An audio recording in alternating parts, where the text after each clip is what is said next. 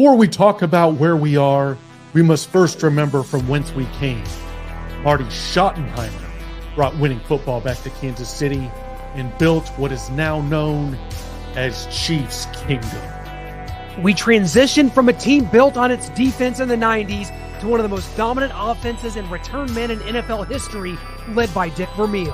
In 2012, a 2-14 Chiefs team displayed disastrous play on the field and turmoil off it. We asked to save our Chiefs, and in came Andy Reid, who immediately turned this franchise into a perennial playoff team.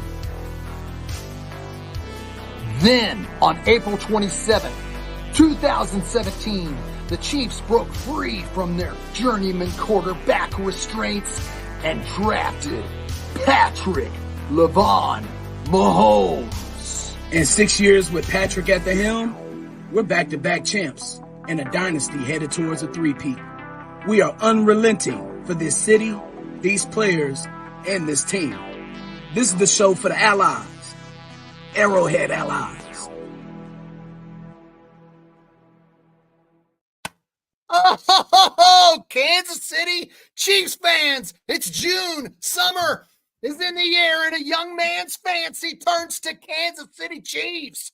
Football, the summer solstice is at the end of the week and the heat wave is coming through, and we're here to break down the activities that Starcade has been busy doing. Noah Groniger went to the golf charity of Justin Reed yesterday and got all burned up. Look at the freaking burns all over his arm. He was taking care of business, getting interviews, talking to Chiefs players and Chiefs coaches alike on what we're about to see in 6 weeks when we go to training camp. Lance Twidwell, Clint Schweitzer, Noah Groniger. How in the hell are you guys doing this Tuesday? I'm doing well, a little roasted, toasted, and burnt to a crisp, but that's okay. We were out there for 5 hours yesterday at the Justin Reed inaugural golf tournament with celebrities. I mean, we saw Titus O'Neil, former Florida Gator and WWE champion. We saw Dylan Cole, who was a former Texans linebacker who suffered the devastating defeat up 24-0 against the Chiefs in the playoffs, only to have Patrick Mahomes work his magic and come back and win. And, of course, we talked to Dave Tobe, who talked about Nico Remigio being the number one kick returner right now. He's going to have to make his way in the receiver room to try and kind of oust McCole from that receiver depth chart, but he is the number one kick returner right now. LRZ is also going to be in that kick return game, and he can fling the ball sideways and laterally to whether it's Nico or McCole back there. So they've got to play in there for him to kind of get the ball, whether it's fake lateral or lateral it on kickoffs to kind of fool people. So it was exciting out there, man. It was hot. It was blazing. We were out there for 5 hours. I forgot the sunscreen, so I'm a little roasted, but excited for you all to see those interviews on Starcade Media, wherever you have our socials, whether it's Instagram, Twitter /X, TikTok, our YouTube, our Facebook, whatever it is, the interviews are out there. So please go check those out. Yeah, epic interviews. You guys, major kudos to you and the intern. And who's the intern again, Noah? Alex Altoff. Alex the intern is what we like to call him. Way to go, Alex the intern and Noah. Great interview. You guys watching this on social media. I'm sure if you're on Twitter and you follow the Chiefs, you'll see it. The interviews are everywhere. Great job, guys. That brings up the question, I started the Justin Ross fan page, but I wasn't the only one putting the hype out for him 2 years ago. It was the Kansas City Chiefs website, so I can't take all the kudos for that. When you look at this wide receiver roster, when you look at Nico Remigio, he's getting the same hype that Justin Ross got the last 2 years, but he's a different size. He's the same size as a lot of the wide receivers on this roster. Do you think the new kickoff rule is the reason he'll make the team, or do you think he's just going to do it as a wide receiver? What do you think, Lance? No, I think he's going to make it because he's a wide receiver. I do believe that Dave Tobe has a significant belief in Remigio's kick and punt return ability. We saw this in college. Even though he ended up being an undrafted player, we know that one of his best skill sets is being able to create with his feet and special teams. And I think Dave Tobe is legitimately impressed with him. And something I tweeted out today, and I actually quote tweeted Starcade's video when Dave Tobe was talking about this very thing, is Dave Tobe has a lot of say on this team. He's the assistant head coach for a reason. Andy Reid trusts his personnel skills and the ability to identify guys that need to make this roster, not just for special teams, but for the offense and for the defense as well. And when Dave Toub gives the sign of approval, like I think he specifically did today with Nico Remigio, you make the team almost 100% of the time.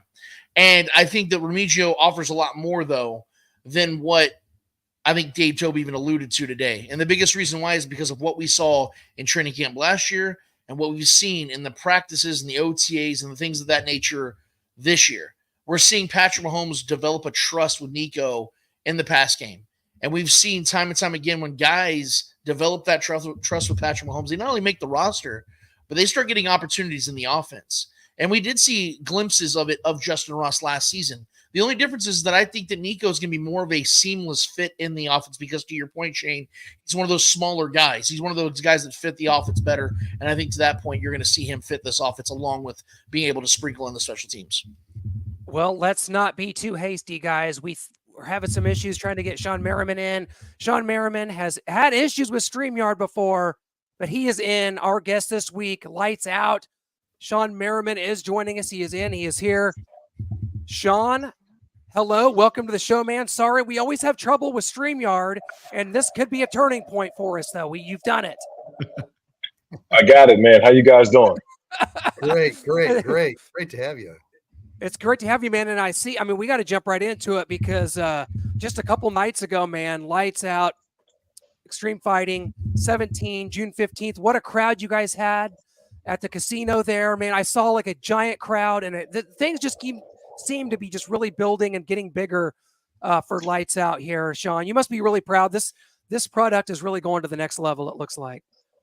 Yeah, no, man, I appreciate it. Yeah, last Saturday was something special. For one, too, because we went back to San Diego. You know, that's my stomping grounds. And most of our fights are in L.A. or Long Beach. And, you know, we get down to San Diego once, twice a year. So you always try to hope that you're going to have a sold-out crowd. And that I looked out at towards the middle of the night, and it was like a sea of people. I couldn't even see where it ended. So it was one of those nights, man. And our guy, Tommy Aaron, who fought,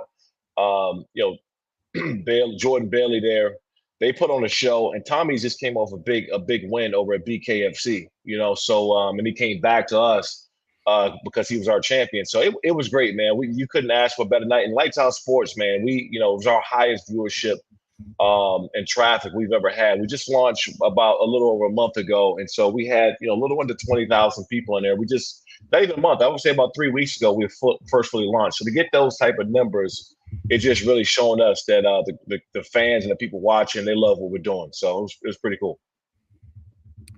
Absolutely. And Shawne, I want to talk to you about Lights Out Sports, the streaming service. You have more than just your Lights Out Extreme Fighting on there. You've got poker. I saw some wrestling, some kind of backyard fights. Tell us more about what you have on there. Yeah, the backyard fights is Street Beast. If you guys haven't seen it, you want to check that out, man. It is the as raw as you can get. But the other ones on there, in TNA Wrestling, I don't know if you guys got a chance to see about 2 or 3 months ago, I did the show with TNA. Great partners of ours. Outdoor America, we just launched Pursuit, which is outdoor hunting, fishing. Obviously, it's big demographic there. People love to hunt and fish. What else in there? Chess, dude. Like, honestly, I wasn't even a big chess watcher or anything like that, but I've been watching since we launched, and I've been picking up on the commentary. So, the commentary really breaks down the strategy and the method of what those guys are doing. So I've been locked into chess, dude. I've never thought in 1,000 years I would be so into chess. But those live tournaments they have are massive, man. And so it's been cool. Swerve Combat's on there too. Speed Vision actually is going up today or tomorrow. So you guys check out for that. A lot of motorsports. So my thing was, man, I wanted to create a something like a locker room vibe, right? Where you just go to watch sports. Nothing against those streaming services at all, but it's like, man, I want to go someplace to watch just sports. I don't want to have to sift through 300 plus channels and movies and sitcoms. I want to see sports, and so I wanted to create a free platform, man, a free platform of just all sports. We're gonna have probably about 50 to 75 channels on it before the year's out. So it's been pretty cool.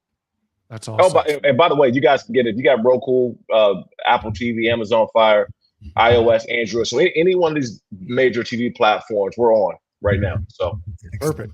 You know, Sean, let's get right to it. If they had to do the 2005 draft over again, obviously you'd be a top 5 pick. You know, 3 running backs went in the top 5, which is, I know it was 19 years ago, but that seems like the way the running backs are treated now, you know, that wouldn't happen ever again. But man, you were an animal. You were a beast. I'm 54 years old, and I remember watching the Chargers play in San Diego for so many years. It's a shame they're not there anymore.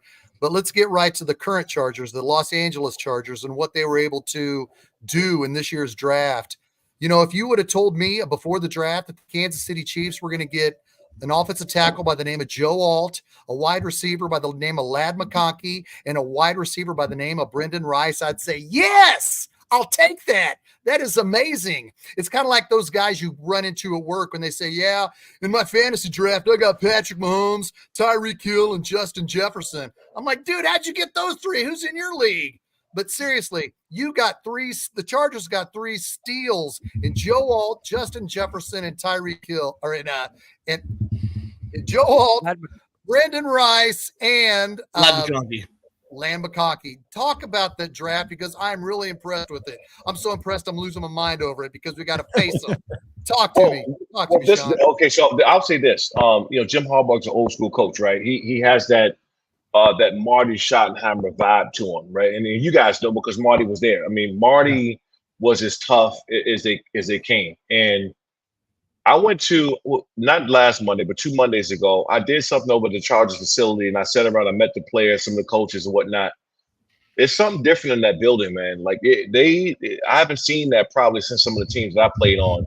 And let me tell you about that pick with Joe Alt. Yes, Max Crosby and those guys got to be blocked. But there's another guy, that number 95 with the Chiefs, that you better draft. And you know, you guys had a tight end back in the day who I believe, I can't confirm this, but I believe that Jason Dunn stayed on that team to make sure I was blocked twice a year, to be honest, man, because it was nobody like him. And people talking about, obviously TG was great.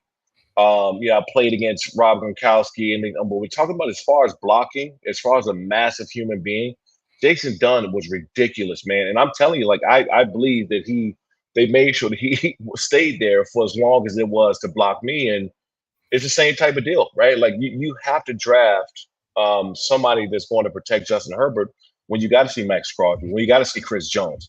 Like when you got to see these guys, you got to have somebody that can block them. You got to keep Justin Herbert clean. I believe it was 2 or 3 players in this division that caused them to draft Joe Alt, in my opinion. Yeah. Great player. Sean, we talked about this a couple weeks ago, and I compared Jim Harbaugh to Larry Brown, where he's able to win at any level. But like Larry Brown, I feel that Jim Harbaugh has also done something, especially at the pro level, where he tends to kind of wear people down with that heavy personality, and he's a different kind of cat. And although I do believe this is one hell of a hire for the Chargers, and I do believe that people look at this as a long-term answer for the Chargers to get them back to where they want to be. Kind of like what you talk about with Marty Schottenheimer and how he got them to a 14-2 season. They got deep into the playoffs, even with Phillip Rivers' injury. I do believe, though, that if Jim Harbaugh is going to succeed, it's going to have to be within the next 3 to 4 years because of the fact that that's just the way his NFL career has gone as a head coach. You saw him in college. It takes 8-9 years to build a program. He did it, and he did it successfully at Michigan. He did that at Stanford. It's a different game. But I think that's the way it's going to have to go with the Chargers. The problem is we know that this is the Mahomes era. We know the Chiefs are in the midst of building potentially maybe the greatest dynasty we've seen in NFL history. Give me, from your perspective as an outside player but someone who's still very involved in the franchise, how do you think Jim Harbaugh is going to go about this? Do you think he's going to go in it with every intention of being a contender day one, or do you think he views this as a long-term? Let's get this slowly going, but one of these days we're going to really be that team that we envision they're going to be. Yeah, you know, it's funny that you say that. I tried to put a finger on why. I was like, why is this dude? How can he come in more than anybody else? Right? There's so many great coaches in the history of coaching.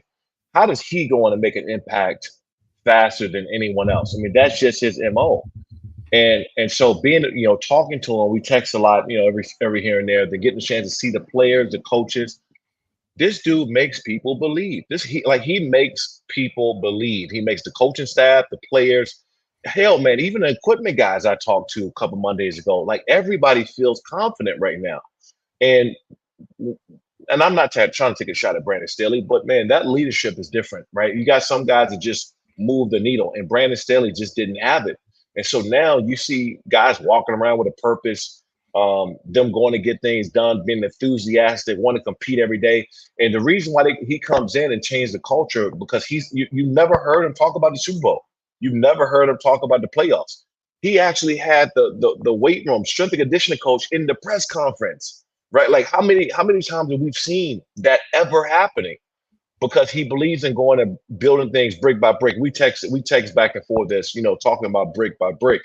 And that's what makes him great. That's what, and again, he got a very quirky personality, right? He requires a lot out of you. And what I think is going to happen, I think they're going to have one of the hardest training camps they've ever had in a very long time, because there's going to be a weeding out process of the guys who don't want to be there. I mean, getting 63 plus points thrown on you by the Raiders last year, like some of those guys are going to be gone. They're not going to be able to take what's about to happen, right? And I think that it's going to be a weeding out process. And look, if you want to win right now, you need your best 11 on the field, and you need the best 53 on that roster, 53 plus. The guys it is now, but 53 plus in that roster. You walk into the season with your best, because they've already they've been through dog days in training camp. They've been through the dog days of long meetings and dealing with that strong personality. That's what makes these teams great, and they do it in a short period of time, man. So I was really trying to put a finger on, like, how was he able to do something like that? And like the Bill Belichick's of the world, and all these guys have struggled early coming into organizations or programs and couldn't get it done, even though they're great coaches. But how was he able to have that quick turnaround? And his mindset is, I'm going to get the best out of you today. And that to me is what makes him great. Shawne, we've been seeing teams in the AFC West trying to build to beat the Kansas City Chiefs now for 8 seasons. They've won 8 straight division titles. We've talked a little bit about the Chargers here, but the Raiders, Antonio Pierce comes in, first-year head coach. He has some experience from dating into last year, of course, but a quarterback situation that's extremely up in the air, an improved defense, and Devontae Adams, of course, at receiver. The Denver Broncos, year 2 of Sean Payton, but their roster is kind of in flux. You draft Bo Nix, you get Zach Wilson from the New York Jets. And so my question to you is, where is this division in that growth as far as trying to unseat the Chiefs versus where it was a year ago, 2 years ago? We know the Chargers have got their coach for the future, and it seems like these teams feel confident, but how close is the rest of this division to unseating the Chiefs here, at least starting here in 2024? Right now, it's the Chiefs division to lose, right? I mean, it's just what it is. And whenever you have Patrick Mahomes, Travis Kelce, and Andy Reid back in the same building, obviously Chris Jones and some of the nucleus of that team, you always got a shot. I mean, it is what it is. And I'm telling you, I mean, the reason why, people ask me all the time why we didn't win the Super Bowl. I said, well, guess what I had to do? I had to run into Tom Brady, if not once, twice, because we've seen the regular season, then we've seen him again during the playoffs. I had to run into Peyton Manning. I had to run into, Ben Roethlisberger. So when you got to deal with that every single year, and it's the same thing with the Chiefs.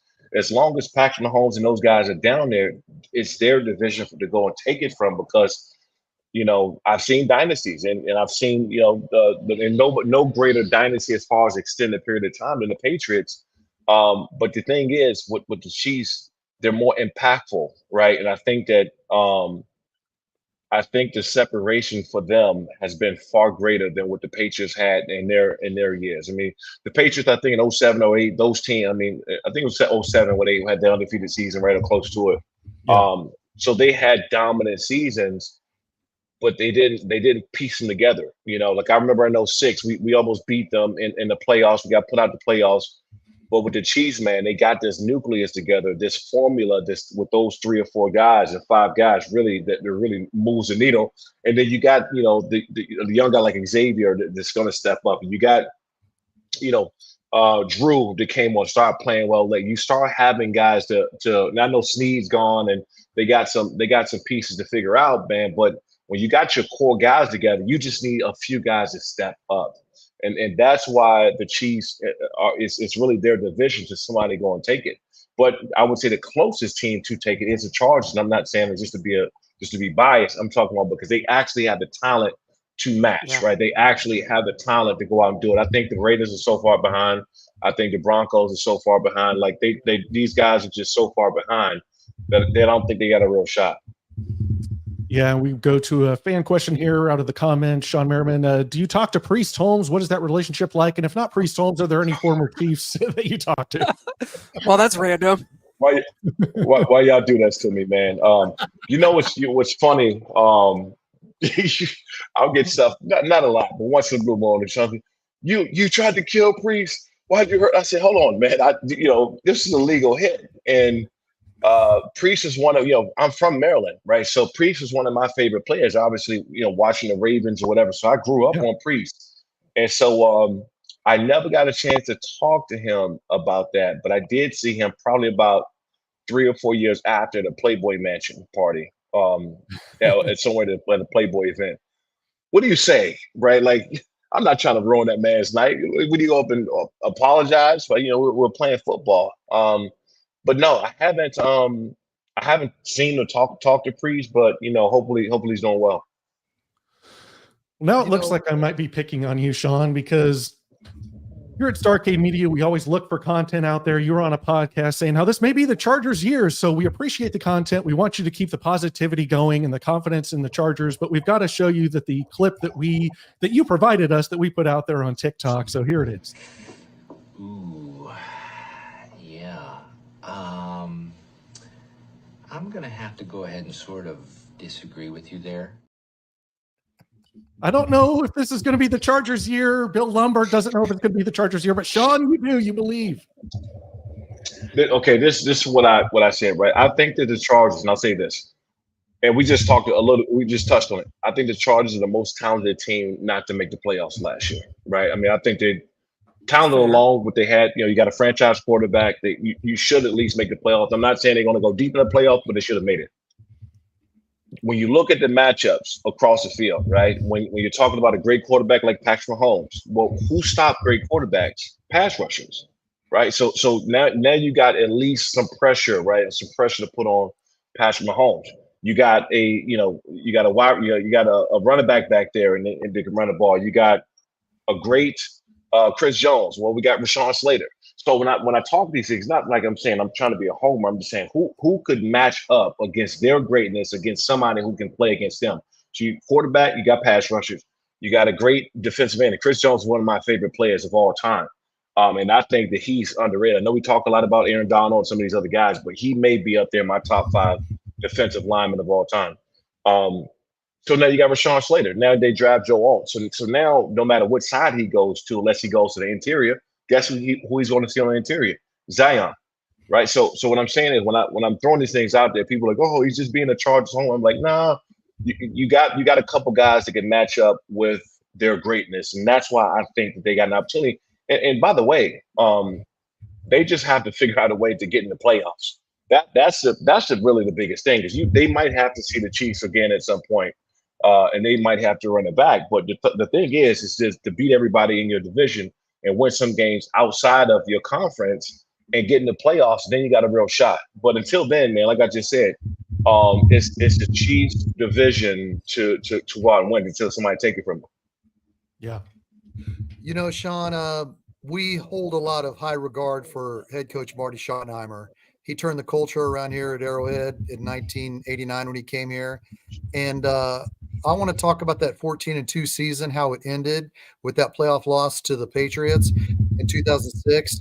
My question to you is, did you see that firing coming? Was there enough dissension between him and the owner that it wasn't a surprise? Or was that firing a surprise to you? Because out here in Kansas City, it was a surprise to us. How did you feel about that? I think it was a surprise to everybody. And I don't think the static was between Marty and the owner. The static was between Marty and AJ Smith, the general manager. And I can tell you that I've seen several heated arguments several times where I felt like I thought I was going to have to break them up at some point. And AJ Smith just passed away not too long, I think some weeks or so ago. He was battling cancer.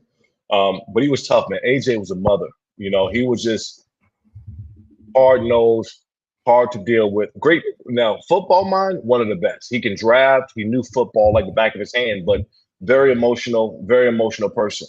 That if he didn't like you, you was not going to be there. It wasn't about what's best for the team. Is if he likes you or not. And you got a strong personality like him. And you got a strong personality like Marty. But nobody with a stronger personality than Marty. So that's where the head button came in. It wasn't the owner. And it's unfortunate because personal feelings got in the way of a championship. I think that we had one more year with Marty, we could have pulled it off. We were right there. We knew at that point what it took after suffering that loss against the Patriots being put out that way. We knew what it took to get there. We knew what we had to do to get back there. And we did, right? We came back the following year. I think was it 13-3 or whatever the season was. We had a really good season the following year. So we knew what it took. And sometimes you got to get that little bit of a taste to see, oh man, I've been there. I mean, look, if anybody say that loss of Tom Brady didn't fuel Patrick Mahomes, is crazy, right? I mean, they know what it took to get there now, and so that I felt like that was the same thing with us. So it's unfortunate that we didn't get that opportunity to continue with Marty at least for another year or so. I think we lost Noah. Go ahead. Okay. Lance. Yeah, no problem. So, Shawne, a question I have, when it comes to the Chargers' progression, when it comes to them actually contending with the Chiefs in the AFC West, when it comes to the Chargers being an actual contender in the AFC and a potential Super Bowl potential Super Bowl contender over these next couple of years, we know it's going to come down to the Justin Herbert, Jim Harbaugh relationship meshing. We know it's going to come down to these two guys making it work. We know that there's a clash of styles, though. Jim Harbaugh, like you mentioned, is more of an old-school style of football coach where he likes to run the ball, smash mouth style of football. Justin Herbert's a guy that has a lot of volume. He throws the ball a ton. In fact, since he became a starter, no one's thrown the ball more than him than Tom Brady and Patrick Mahomes. So we know that there's going to be a real compromise here between these two guys as to how that's going to work, and that's the only way it's going to work for the Chargers to become something. You mentioned chess and how you play chess. You mentioned you're from Maryland. Well, then I know that you know the story of Omar from The Wire when he says, you come for the king, you best not miss. So we know when the Chargers are talking about, putting this all together, they're coming for the king. And you yourself said it's the Chiefs' division to lose. Patrick Mahomes is the king right now. Do you believe that this particular duo, when it comes to Jim Harbaugh, Justin Herbert, do you think this is going to be the fit that takes the Chargers over the edge inevitably? Or do you think that, even though it seems so ideal with the talent of Justin Herbert with Jim Harbaugh, it's still going to have to be somebody else that Jim Harbaugh gets as their quarterback, 2-3 years down the road when all that dead money's off of Justin Herbert? Do you think it's going to be that way, or do you think this duo is going to actually make it work? This is it. This is it. And by the way, we've seen Jim Harbaugh do way more with far less, right, at the quarterback position. We've seen it. So we know what he can do, what he can turn guys into. I told you I was in the building a few weeks ago, 2 Mondays ago, and I saw Gus Edwards, the running back they brought over from the Ravens, and I saw J.K. Dobbins. Gus is big as hell. I mean, this dude looks like he wants to just run the ball downhill for 4 quarters. That's what he looks like walking through, and I got a chance to talk to him. And so if anybody paid attention to Jim Harbaugh, what he does, even at Michigan, where does most of his plays come from? Big plays down the field, because they know they're so effective at running the football. And I'm glad that mentality is back, man, because I believe this. I believe that when you have the mentality to throw, 70, 75% of the time, and you're not focused on the running game, I think the entire team takes in that habit, right? That mindset of we're not going to run the football, we're going to pass block, we're going to be finesse. I think that Jim Harbaugh's whole thing is he wants to send a message. He wants to send a message to everybody out there. We're going to run the football and protect Justin Herbert. And what do we know Justin Herbert can do more than anybody in the NFL? I don't think he's a better quarterback than Pat, but what can he do more? He has a bigger arm. He had the biggest arm in the NFL. And so when you're sitting there, you're gashing people on the run, you're forcing those linebackers, those safeties to have to come up there and help out in the box because they're gashing. What happens? You got a couple guys that can get back behind you in deep coverages. And so, like I said, man, it's a mentality that we had. And the reason why our run game was so effective, the reason why Antonio Gates was so great, Vincent Jackson, all those guys, Malcolm Floyd, why they had big seasons, Keenan Allen was a little bit after I left, is because they established a run game. When you establish a run game, everything else opens up. And the NFL, in my opinion, it's been going away. I know the quarterback is everything, but they shied away from what made football great. I'll tell you, we used to go down there and play the Chiefs. when I tell you this line up and run the ball 35 plus times a game, my shoulders from seeing Brian Waters and Tony Richardson, Willie Rolfe, these guys, and even when Priest Holmes went out, Larry Johnson came in. I mean, it was pound the damn football, man. And you got to come play. We knew, I don't care if we won or lost, that game was going to be physical, and we had to deal with them. And so, I thought we was a much better team than times we went down there and played the Chiefs, man. But I knew also I'm leaving that game sore. And my next few days is going to be rough getting out of bed because they played such a brand of football that people didn't want to play. And that's what's happening with the Chargers this year. Jim Harbaugh is establishing a brand of football that people don't want to play. And it's like, hey, you're going to have to line up and beat us for 4 quarters. We're going to pound the football. We're going to tackle. We're going to play hard nose. And then, by the way, we got a quarterback that can throw 60-plus yards down the field. So deal with that. So I think the mentality is still going to be to use Justin Herbert. I think that they're going to lean away from having to rely on him. So it's a completely different situation. Shawne, I'll tell you what, man, as always, we can't thank you enough for jumping on with this, man. We saw you at the Super Bowl. We'll see you at the next one. Maybe the Chiefs will be back there with us. Maybe the Chargers this year, but we always wanted to direct everyone to lightsoutxf.com. What you guys are doing is tremendous, revolutionizing the fight game, and it's really relatable. The product's getting better, and you see Lights Out Sports there. You can go check out all the streaming events going on there. Shawne Merriman, thank you so much, man. We'll catch up soon. Thanks, Shawne. Thanks, fellas. Thanks for having me on. Appreciate it. Absolutely. Always an honor. Take care. You got it. He's a cool freaking dude, man. He was a cool dude. He's left the room. Guys, thank you so much for joining us here on Arrowhead Allies. Shawne Merriman, lights out in the house. And he walked it back a little bit. He was a little intimidated by Noah. Yes, he was. When he brought up, he was like, man, I got to walk that back. He's like, I don't know. It's like, I know I said this might be the Chargers division. I see Noah with his red face and his red arms and his sunburned red ass. And it's like, as Shawne Merriman would say, sign him up. Thank you guys so much. We'll see you next time. Arrowhead Allies. Go Chiefs!